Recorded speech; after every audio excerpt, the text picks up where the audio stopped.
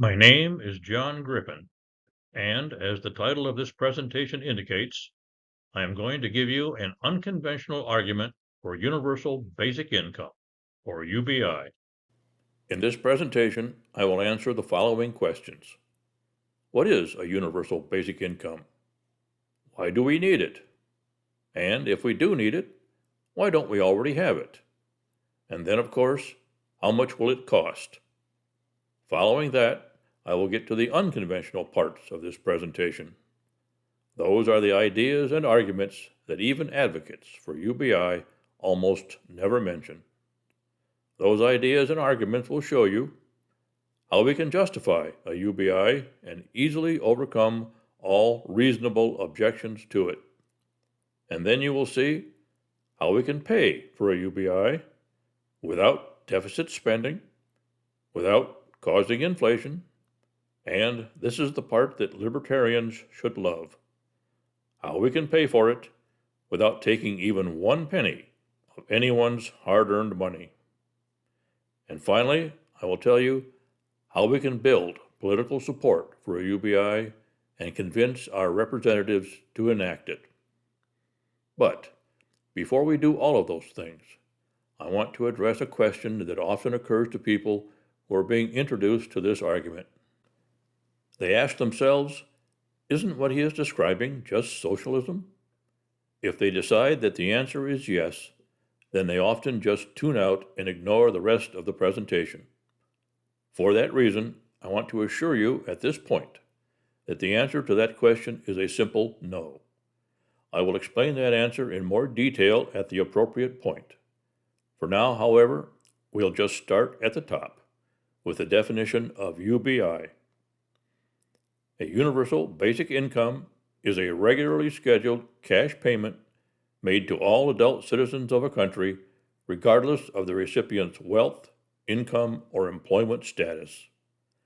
Of course, this definition generates a number of questions, and we could devote an entire video to a more detailed discussion of the ideas behind this definition. In fact, I have created a separate short video to do just that. The title of that video is shown below, and a pointer to that video and all other sources cited in this video is pinned above the comments section. In this video, I will address 4 of the obvious questions. Number 1, how much will be paid? It is widely accepted that a universal basic income should at least be equal to a nation's poverty threshold for an individual adult. In the U.S., that threshold is set by the Census Bureau, and for the year 2022, stood at $1,269 per month.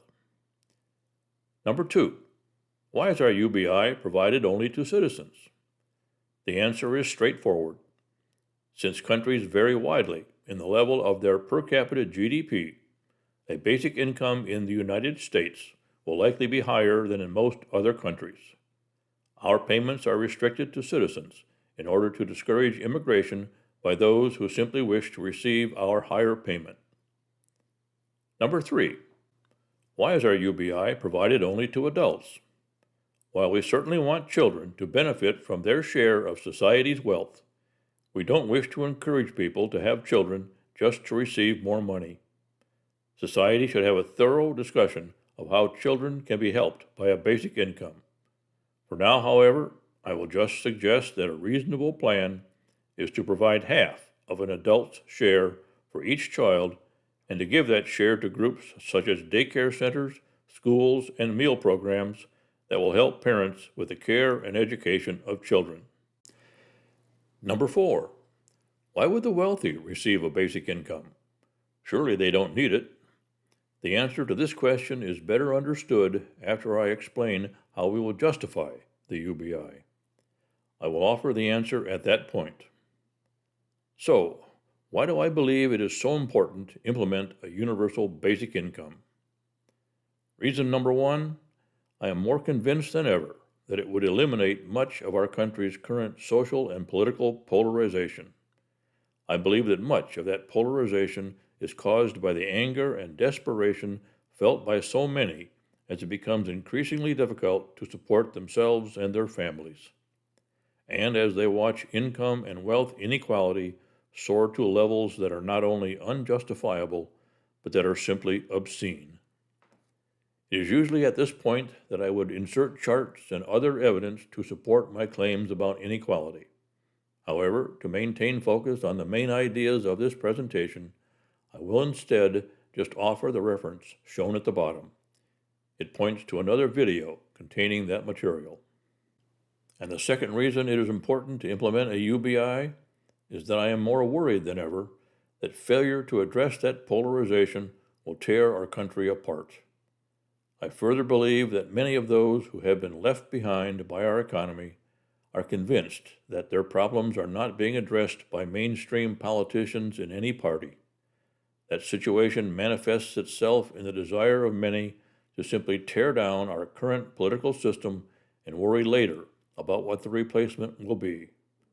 I fear the people may ultimately decide to reject the messiness of democracy and just go with a strongman leader or even a dictator, someone who will promise to get things done quickly.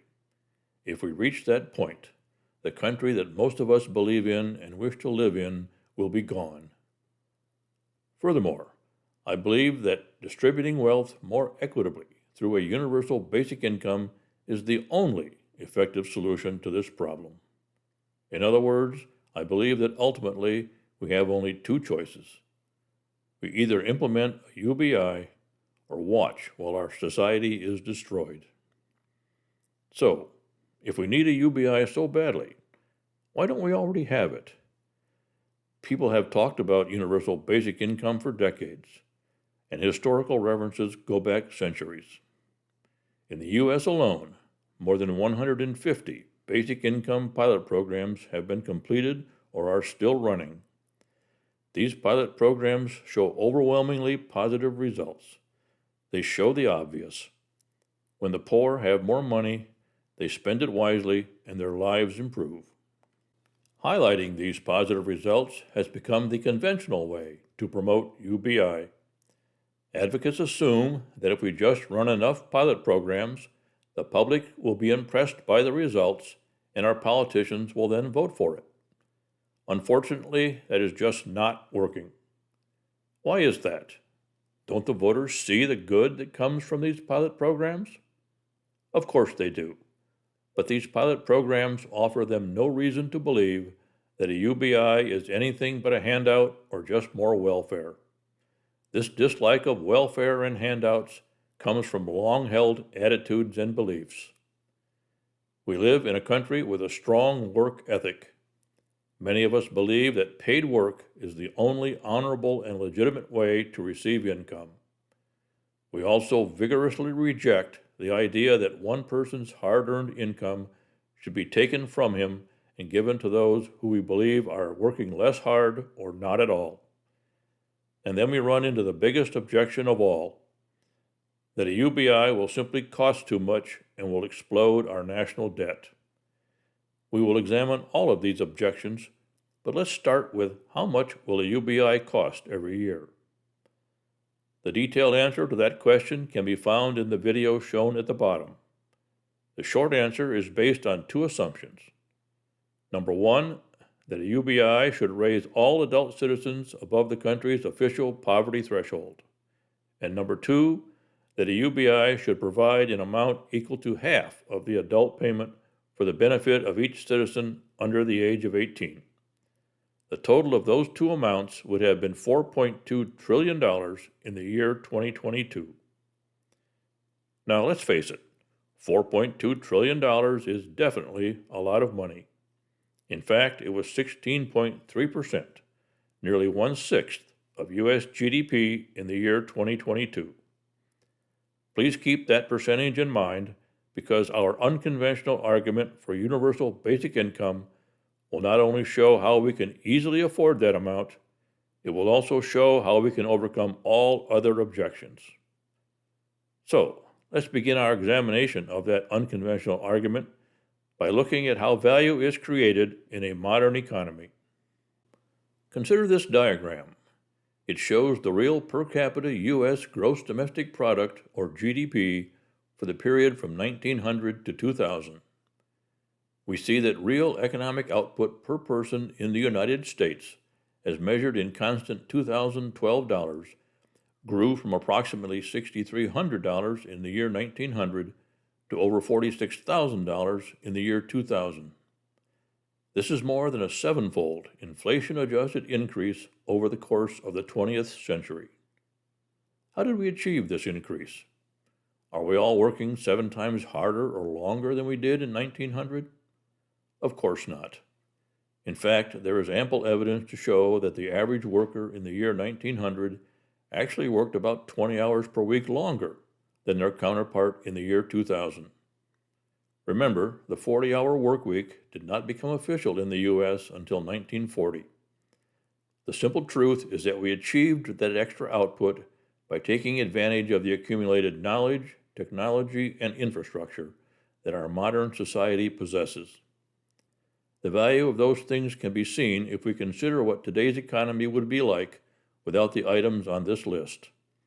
All of those items came into prominence in the 20th century and contributed immensely to the increase in our productivity. For the same amount of individual effort, we enjoy at least a 7-fold increase in output per person. And that does not even consider the increases due to advances in all of the centuries prior to the year 1900. In his last public lecture in the year 2000, Herbert Simon, an award-winning computer scientist and Nobel laureate in economics, said the following, and I have summarized his actual quote for conciseness. Consider the income that you now receive as a member of American society and compare it with the income that you would receive if you were an equally hardworking member of a third world nation. For most of us, the difference between the two incomes would be at least 10 to 1. Therefore, if we are very generous with ourselves, I suppose we might claim that we earned as much as 1/5 of the income we receive. The rest is patrimony, associated with being a member of an enormously productive social system which has bestowed upon us this generous allotment of unearned income. I have added the capital letters and red color to the word unearned for emphasis. In other words, this quote says that over 80% of our economic output is due to the fact that society's accumulated knowledge and technology and other infrastructure creates value on its own. Only the remaining 20% or less of our output can be attributed to the efforts of individual people. Another quote illustrates this same idea. American businessman, investor, and billionaire Nick Hanauer said the following in one of his TED Talks. If I had been born somewhere else, not here in the United States, then all of my efforts might very well have resulted in nothing more than me being just some dude standing barefoot beside a dirt road selling fruit. This evidence and these quotes lead to a straightforward conclusion. In a developed country, society's accumulated knowledge and technology and other infrastructure, which I will henceforth refer to as our societal heritage, creates far more economic output than all of our personal efforts are responsible for. But then that statement raises a fundamental question. In a world in which over 80% of our output is not due to the efforts of any person, who is the rightful owner of that output? Fortunately, the answer to that question is straightforward. That output simply belongs to those who own that highly productive knowledge, technology, and infrastructure. Of course, recently developed knowledge and technology may still be covered by patents that grant ownership to individuals and corporations. However, the vast majority of our societal heritage has long ago passed into the public domain. In other words, we own it. Every citizen owns an equal share by simple inheritance. Now, when technology is under patent protection, the patent owner has a right to charge a royalty whenever that technology is used. Therefore, it follows directly that when private companies use our publicly owned societal heritage, society has every right to charge a royalty or user fee when it is used. And since that public domain property is responsible for over 80% of our GDP, there is more than enough value to cover the mere 16.3% of GDP needed for a universal basic income. And there you have it. This is called the technological inheritance argument for a universal basic income. If you take only one idea from this presentation, let it be this one. The value created by our public domain knowledge, technology, and infrastructure, our societal heritage, belongs to the people. That value is at least 80% of GDP, and the people have every right to expect that a portion of that 80% be used to fund a universal basic income. This is the unconventional argument that I have been leading to. Previously, I mentioned that most people consider paid work to be the only honorable and legitimate way to receive income. That is not quite true. Most will concede that receiving something by inheritance is also legitimate. But since we so seldom inherit things, that hardly seems to matter, right? Well, when 80% of GDP is ours by inheritance, it definitely matters now. Before we go further, I should point out that the technological inheritance argument is by no means original with me. It appears in this 2016 article by Professor Gar Alperovitz. I highly recommend that article as an introduction to this idea. Once you are familiar with this idea, you will recognize that it also appeared over 200 years ago in one of my favorite quotes from Thomas Paine. All accumulation, therefore, of personal property beyond what a man's own hands produce is derived to him by living in society, and he owes on every principle of justice, of gratitude, and of civilization a part of that accumulation back again to society from whence the whole came. Now, at this point, we are finally in a position to answer the question of why the wealthy would receive a basic income even though they don't need it. The answer is straightforward. A basic income is the rightful inheritance of all citizens.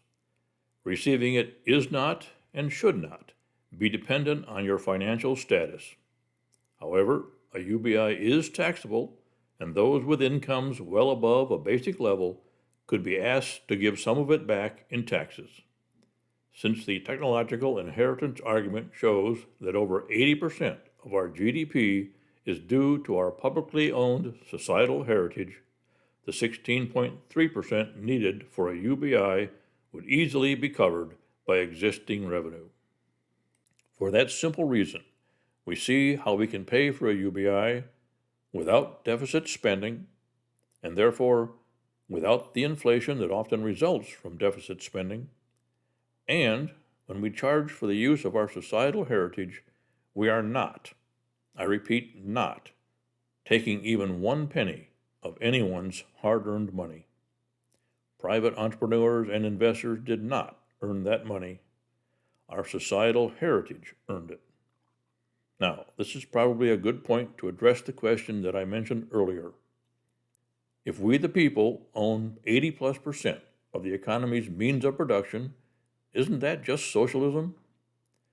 That is a fair question, and the short answer is simply no. Unlike the situation in actual socialist countries, entrepreneurs and their investors are still free to own and operate their companies in any legal manner that maximizes their profits. However, they now need to pay for their use of our societal heritage just like they pay any other supplier.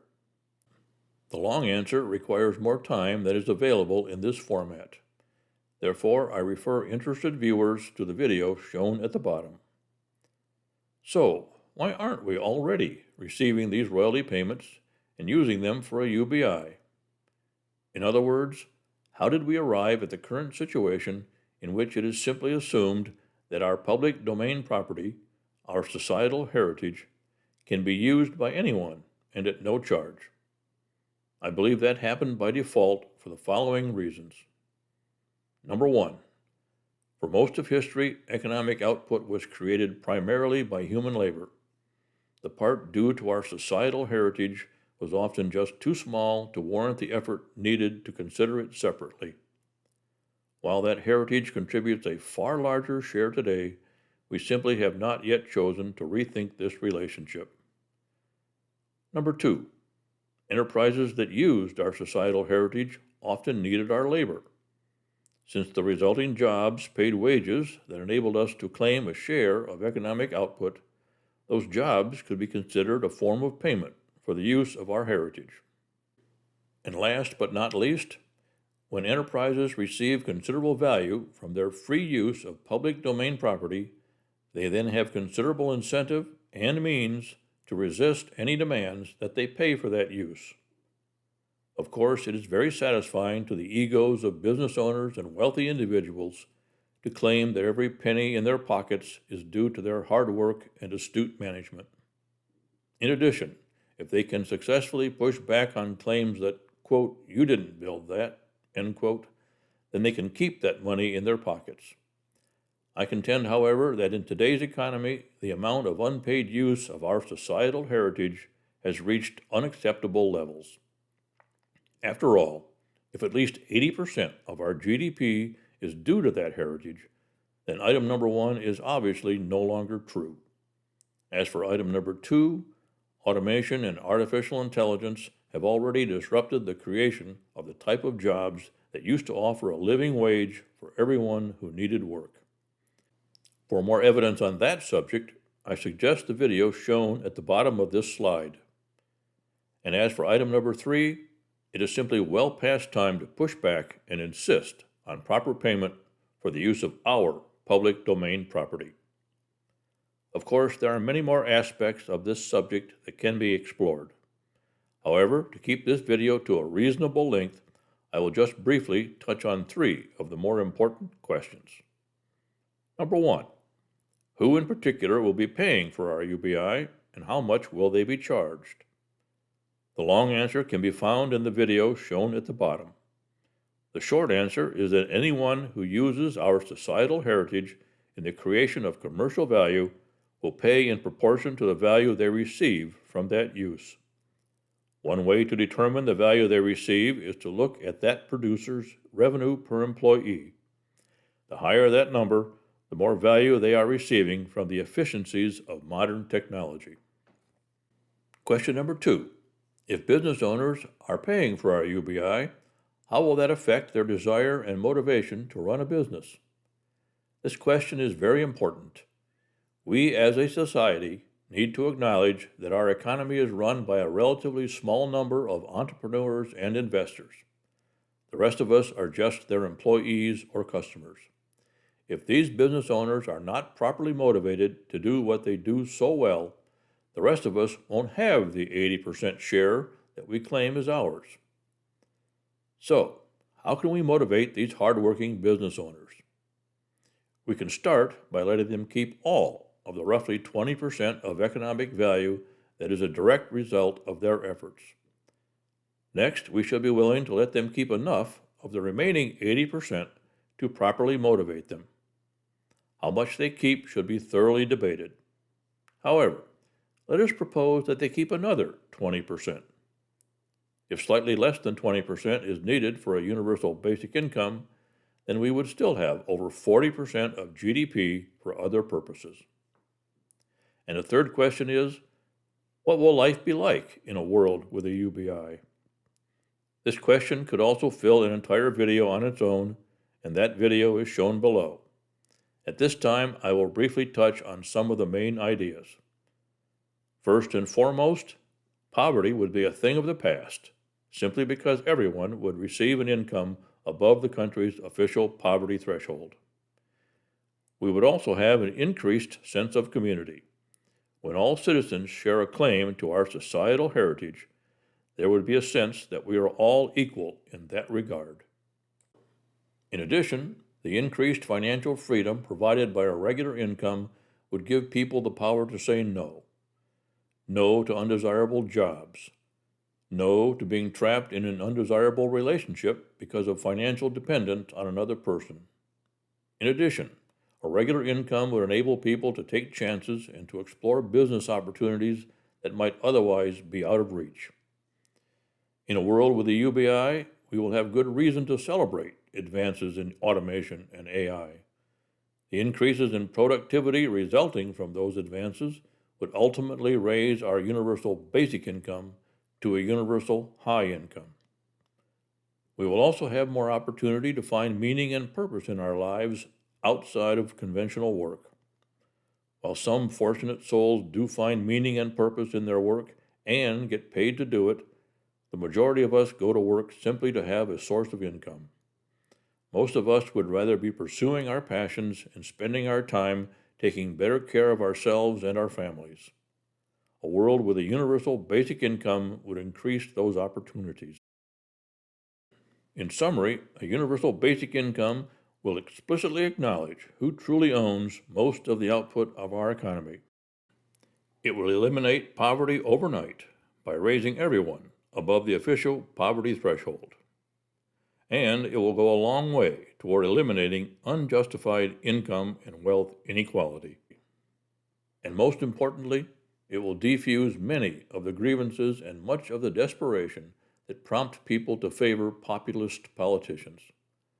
So, with all of these goals in mind, we must now ask, how can we build political support for a UBI and convince our representatives to vote for it? Clearly, a universal basic income funded in the proposed manner would be a major change to the status quo, and it would encounter significant resistance from those who currently enjoy putting far more than their rightful share into their own pockets. So the first step toward building the political support needed for a UBI is to recognize that that support must come from the bottom, because those at the top are perfectly happy with the status quo. So, here's how we build that bottom-up support. We start by recognizing that most people are not aware of the following: that at least 80% of GDP in a modern economy belongs to them by simple birthright, and that a good portion of that 80+% is currently being pocketed by those who use our societal heritage without properly paying for it. This has been going on for decades and has resulted in huge and unjustifiable levels of income and wealth inequality. And finally, that those who currently use our societal heritage are happy to rely on our ignorance to keep us from demanding our rightful share. So, how do we overcome that ignorance? We start by creating an education program to achieve the following results. Number one, the realization that a universal basic income is not welfare or charity or a handout at all. It is a birthright. This would finally eliminate the stigma often associated with receiving money from non-work sources. Number two, the realization that for decades, much of our rightful share of GDP has been pocketed, in other words, stolen, by undeserving people, a process that has resulted in huge and unjustifiable levels of wealth and income inequality. And a third and very important result of this education process will be outrage. Yes, outrage. Outrage that this theft has gone unchecked for decades. Such outrage will be crucial to achieving a universal basic income because those that benefit from the status quo will spare no expense in their attempt to hang on to their windfall of unearned income. We must be angry enough to elevate this issue to the top of our political priorities so that we reject any politician who disagrees. This brings us to the end of our unconventional argument for universal basic income. I thank you for your attention to this critically important topic.